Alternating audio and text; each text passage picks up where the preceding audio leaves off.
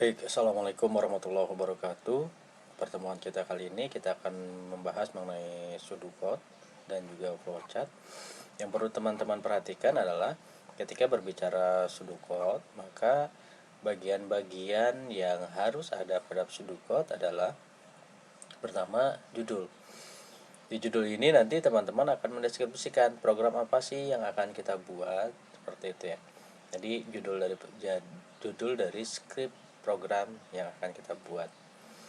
Lalu berikutnya adalah deklarasi. Ketika berbicara deklarasi, maka di bagian ini nanti menuliskan semua variabel yang diinisialisasikan dalam suatu program.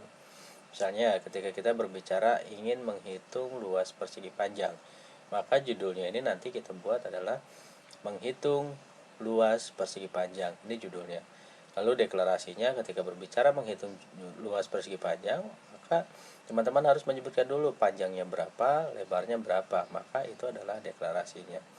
Nah, isi ini ya include dari bagaimana memanggil panjang, bagaimana menerima angka masukan lebar, lalu formulanya seperti apa, itu adalah isinya. Nah, itu yang harus ada ketika kita berbicara mengenai pseudocode. Nah, lalu berikutnya, ini contohnya. Algoritma pseudocode untuk menghitung luas persegi panjang. Rumus luas persegi panjang adalah panjang dikali lebar. Jika diketahui panjang sama dengan 6, lebar sama dengan 2, maka bentuk pseudocode-nya. Nah, teman-teman, ini program menghitung luas persegi panjang. Ini adalah judul dari pseudocode. Lalu berikutnya variabelnya adalah panjang, lebar, luas, satuannya adalah tipe datanya adalah integer. Ini merupakan deklarasinya. Teman-teman jabarkan dulu deklarasinya seperti apa. Lalu berikutnya, karena tadi disebutkan panjangnya adalah 6, lebarnya 2, untuk mencari luas adalah panjang kali lebar, maka write luas. Ini adalah deskripsinya. Codingannya lah ada di sini. Ya. Ini contoh sederhananya. Lalu berikutnya, setelah kita membuat teman-teman sudah mempelajari bagaimana pseudocode, maka kita harus tahu juga bagaimana cara membuat flowchart, lalu simbol-simbol yang digunakan dalam pembuatan flowchart, seperti itu. Nah, yang perlu teman-teman ketahui juga, fungsi dari flowchart ini adalah untuk melakukan analisa, desain, mendokumentasikan, dan memanajemen sebuah proses atau program di berbagai bidang. Bukan hanya di bidang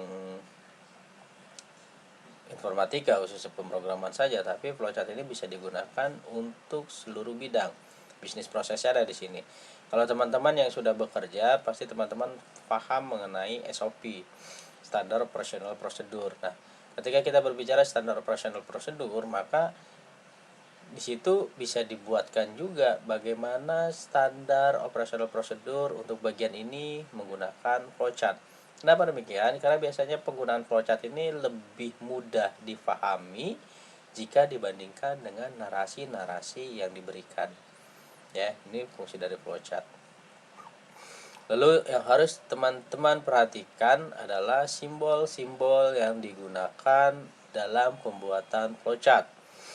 Yang pertama, kita punya bentuk tabung seperti ini. Ini menandakan bahwa simbol ini digunakan pada saat kita ingin mulai aktivitas dan juga ingin mengakhiri aktivitas. Jadi bisa dibilang simbol tabung ini simbol untuk start dan juga finish. Ya. Lalu berikutnya, ketika kita berbicara flowchart, maka teman-teman harus menghubungkan satu simbol dengan simbol yang lain ini menggunakan simbol arus. Ya, simbol arus ini menggunakan tanda panah. Ini untuk mengkoneksikan antara simbol satu dengan simbol yang lainnya. Lalu berikutnya, teman-teman juga harus memahami ini adalah proses simbol. Ya, ini adalah simbol proses. Jadi nanti kalau tadi contohnya persegi panjang, maka simbol proses ini kita bisa gunakan untuk menghitung luas persegi panjang, yaitu panjang kali lebar. Oke, ini simbolnya. Lalu berikutnya adalah decision. Decision ini untuk mengambil keputusan. Ketika berbicara untuk mengambil keputusan, maka simbolnya simbol belaka tupat. Di sini nanti ketika kita berbicara mengambil keputusan, maka bisa jadi jawabannya iya atau tidak, diproses atau tidak. Ya, jangan lupa gunakan simbol decision. Lalu berikutnya untuk masukkan data atau keluaran data yang dilakukan oleh sistem, yang dilakukan oleh hasil proses misalkan, maka gunakanlah simbol jajaran genjang. Ini untuk input dan juga output. Lalu berikutnya ini juga sama untuk simbol proses, hanya saja bedanya dengan yang awal tadi. Kalau simbol proses persegi panjang dengan dua garis seperti ini nanti ada detailnya lagi. Jadi ini katakanlah ini untuk proses A misalkan, maka nanti teman-teman bisa menjabarkan lagi proses A itu ada di mana dan detailnya seperti apa, ya. Lalu berikutnya lingkaran. Lingkaran ini digunakan untuk sebagai tanda bahwa flowchart ini belum selesai loh, maka diakhiri dengan konektor seperti ini. Lalu nanti untuk melanjutkan dari hasil konektor ini, teman-teman menggunakan simbol yang seperti ini. Ini untuk melanjutkan. Katakanlah di sini kita kasih A, maka untuk melanjutkan di sini kita kasih A juga. Oke, biasanya ini di page yang terpisah. Oke. Lalu berikutnya gambar hexa ini digunakan untuk menentukan atau mendeskripsikan variabel-variabel apa saja yang akan kita gunakan, ya. Lalu berikutnya ketika teman-teman ingin melakukan pembuatan desain, tapi di situ harus dilakukan entry secara manual, input secara manual, maka teman-teman gunakan simbol yang seperti ini.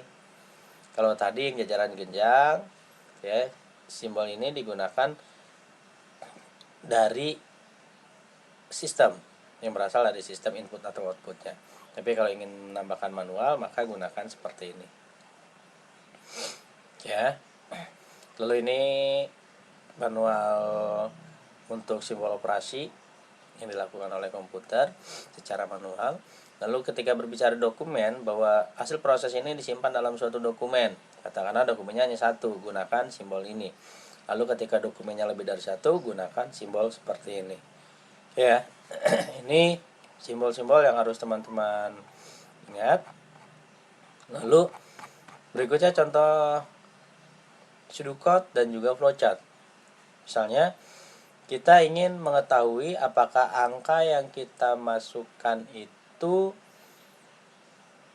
berupa bilangan genap atau bilangan ganjil, ya. Maka teman-teman yang harus dimasukkan adalah bilangan bulatnya saja. Bilangan ini contoh kasus ini kita memasukkan bilangan bulat.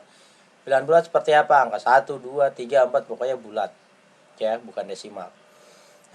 Ini poin A. Ini deskripsi kegiatannya nanti. Lalu ketika kita memasukkan angka 10 misalkan, maka kita cari apakah 10 itu nanti habis dibagi 2. Jika bilangan tersebut habis dibagi 2, maka sudah bisa dipastikan angka tersebut adalah bilangan genap. Tapi jika bilangan tersebut masih memiliki sisa 1 katakanlah, maka bilangan tersebut adalah bilangan ganjil.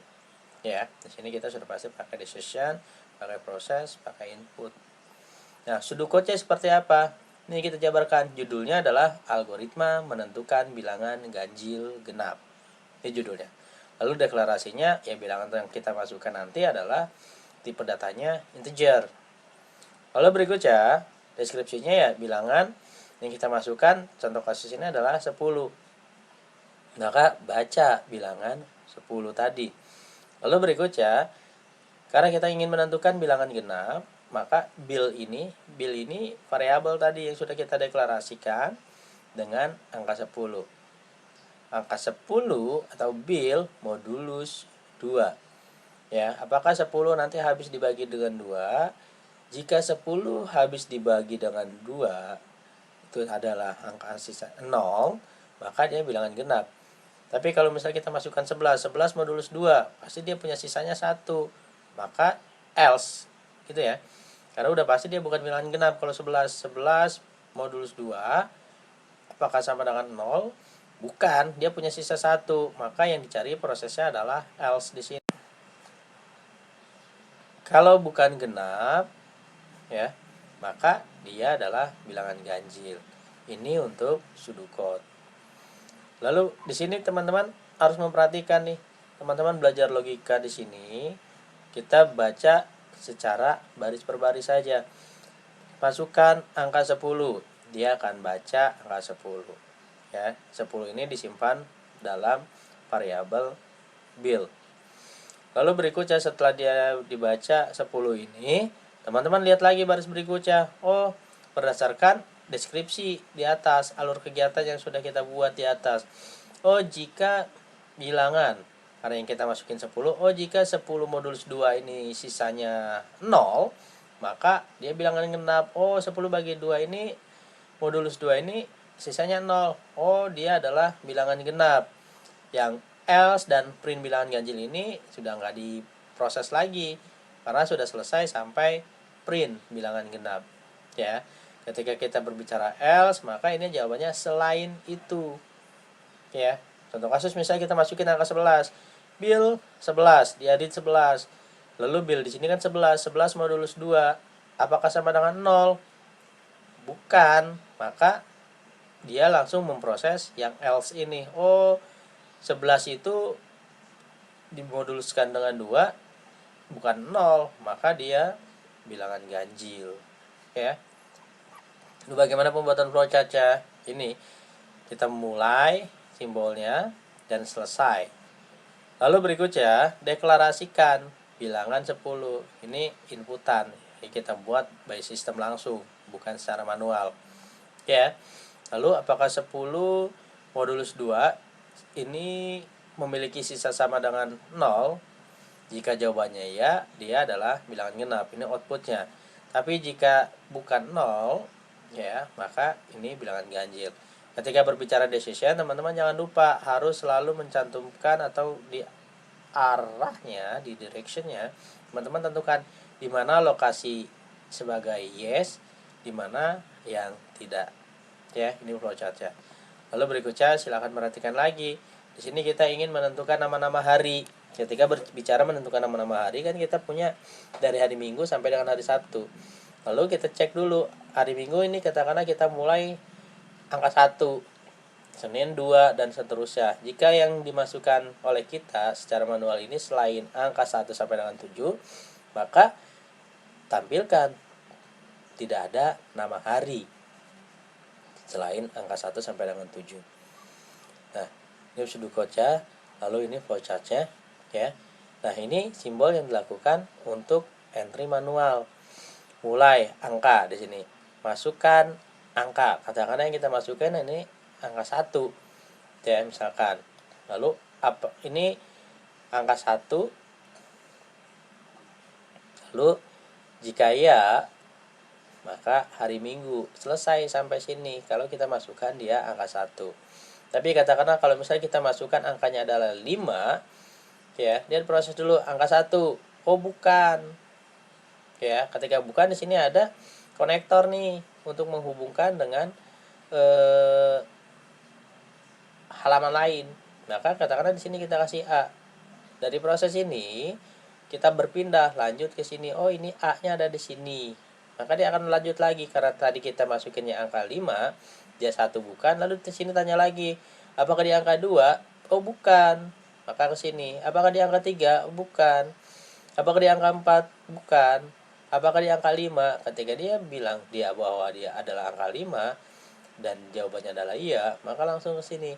Oh, angka 5 itu hari Kamis. Maka ditampilkanlah harinya. Ya. Selesai sampai sini. Oke. Ini untuk menentukan nama hari. Jadi perhatikan kapan saatnya kita menggunakan simbol input yang dilakukan secara manual, kapan kita menggunakan simbol input yang dilakukan oleh sistem. Ya. Lalu tugas berikutnya dilakukan secara individu. Silakan teman-teman melakukan pembuatan pseudocode dan juga pembuatan flowchart untuk menentukan jika nilainya 0 sampai 50, maka mendapatkan grade A. Lalu berikutnya, jika nilainya lebih besar dari 50 sampai dengan 60, grade-nya D. Jika nilainya lebih besar dari 60 sampai 70, maka grade-nya C. Jika lebih besar dari 70 sampai 80, maka grade-nya B. Jika nilainya lebih besar dari 80 sampai dengan 100, maka nilainya grade A. Jika dimasukkan angka lebih besar dari 100, maka hasilnya adalah overload. Ya, silakan buat pseudocode-nya dan juga buat flowchart-nya. Nanti dicantumkan atau diupload di kuis.